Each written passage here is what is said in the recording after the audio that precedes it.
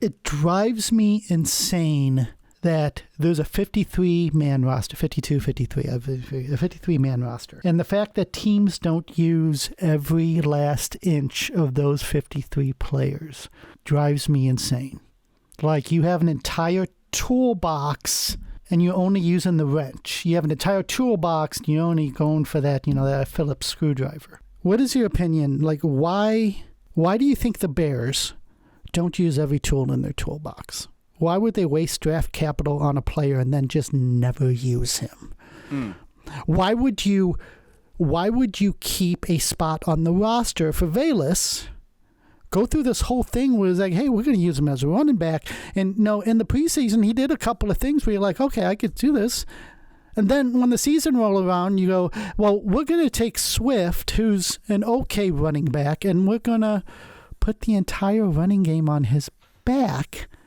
So the question is, why don't I like the phrase of why don't the Chicago Bears use every tool in their toolbox? And yes. I'm going to tell you, I'm going to talk to you a little bit about something called potential versus trust, and we are going to do it on the other side of the break. Thank you for tuning in. We're doing a Chicago Bears offseason mailbag. My producer, John Meadows, is here. If you missed it on the other side of the break, we're coming back, and he asked the question of why do the Chicago Bears not use every tool in their toolbox? As in, why don't they? There's a 53-man roster, and you draft some of these guys, and you have all the high hopes in the world for them, and then for whatever reason, they end up just not getting used, and you ask yourself why.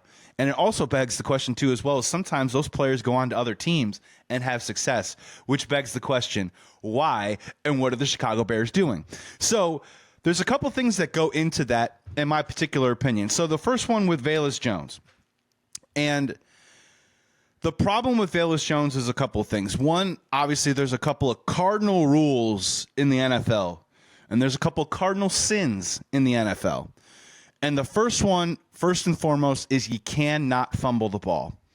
Unfortunately, if you get the reputation as a guy who fumbles the ball in your rookie season, you will have a hard time scrubbing that scarlet letter, that scarlet F, off of your chest as you move forward throughout your NFL career. Now, if you can, I'm going to try and make an analogy, and I hope people maybe listening right now can believe this in other professional industries in their world. And I like to talk a little about something called potential versus trust. Now, there's two different things about this. For me, I have a bit of an entertainment background.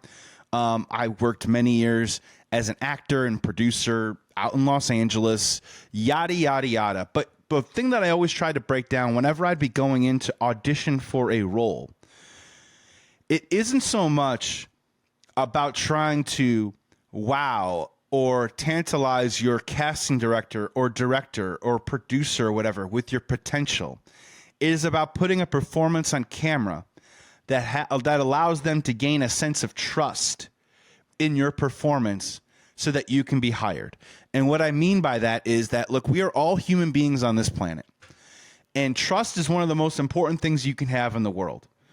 Now, a casting director could look at somebody and go, wow, I see all the potential in the world. Look at all this talent. But at the same time, they are a human being that needs to protect their job at all costs. And the people that they choose to cast into whatever it is, their TV show, commercial, or movie, they need to make sure that whoever they cast, that person then goes off and does a good job.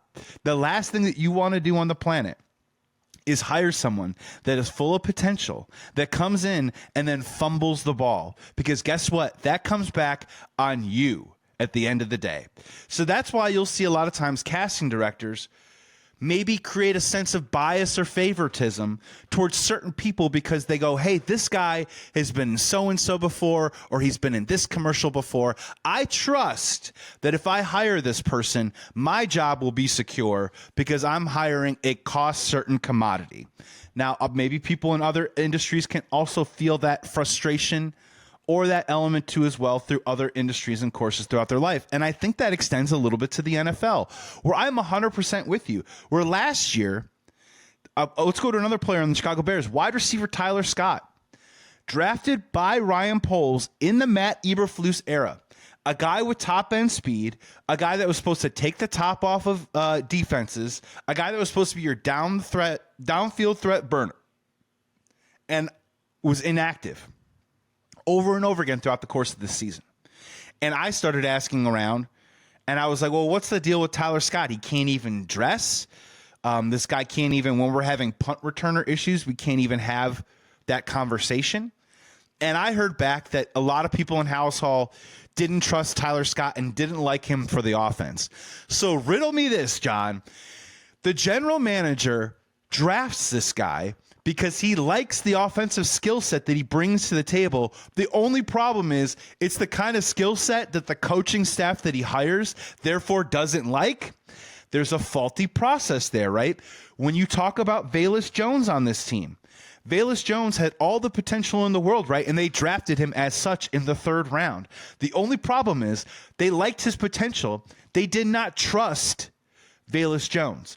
Therefore, they had to, this offseason, bring in a guy like DeAndre Carter, because DeAndre Carter was an established punt returner, a guy who had plenty of experience on special teams, and they could trust that DeAndre Carter can come in and do the job while also try and hold on to the potential of Velus Jones. The only reason why I bring that concept up is then you're asking yourself the question, and this all goes into roster construction. Then you're asking yourself the question, I personally think Khalil Herbert is a talented running back. Why in the world could Khalil Herbert not make it onto the field this year?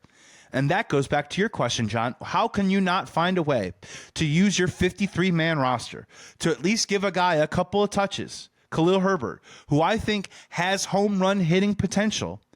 He couldn't get a couple of touches in this Bears offense that was no juggernaut, right? That wasn't scoring points, but it wasn't like the telethon of points where the number keeps racking up with this offense this year.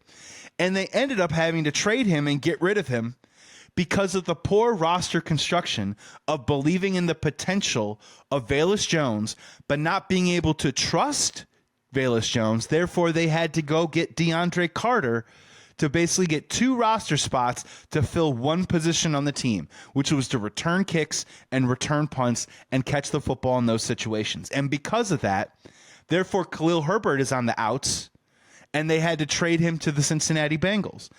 He played a little bit towards the end of the year. We'll see what happens with Khalil Herbert's career. I'm not saying he's a world beater, but I'm also saying that he's a guy who has talent. And to your question, John, of how can you not utilize everyone on your 53-man roster, that is the problem that this Bears team had in the last year.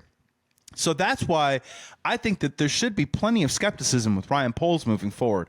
Of roster construction means a lot, and then having alignment with a coaching staff like Ben Johnson.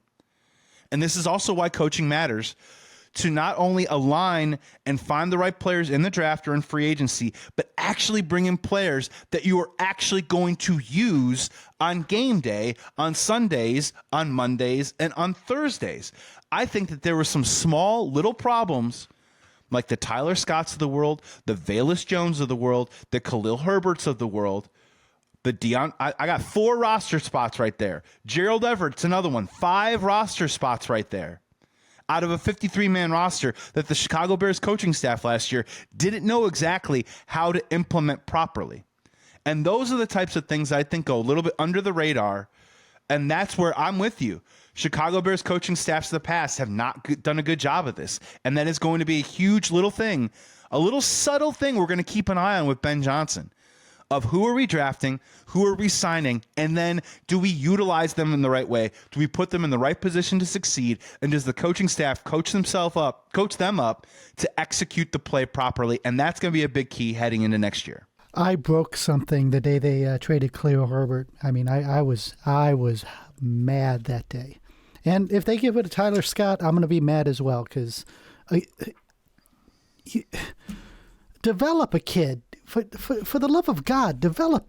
Anyway, okay. So well, and John, just really quickly, John, keep in mind too, and I hate that I'm doing this. I really, really do. But now I played this game on this show before, where I start to look at Ryan Pace's drafting record, and I'm looking at Ryan Poles' drafting record, and unless something changes really quickly, Ryan Pace, full stop, simply has a better drafting resume and record than Ryan Poles does. You want to talk about the Tyler Scotts of the world? Ryan Pace drafts a Darnell Mooney of the world. And Darnell Mooney, to also the player's credit, becomes a number 1 receiver on the Bears, and then goes off and signs a $33 million to be the number 2 receiver in Atlanta and is playing great. They found him in the 5th round. So Tyler Scott, those are the types of players that Ryan Poles should be finding, but instead we're having this Tyler Scott conversation and the Velus Jones conversation. Ryan Poles can't run away from that, and he needs to turn it around immediately this offseason.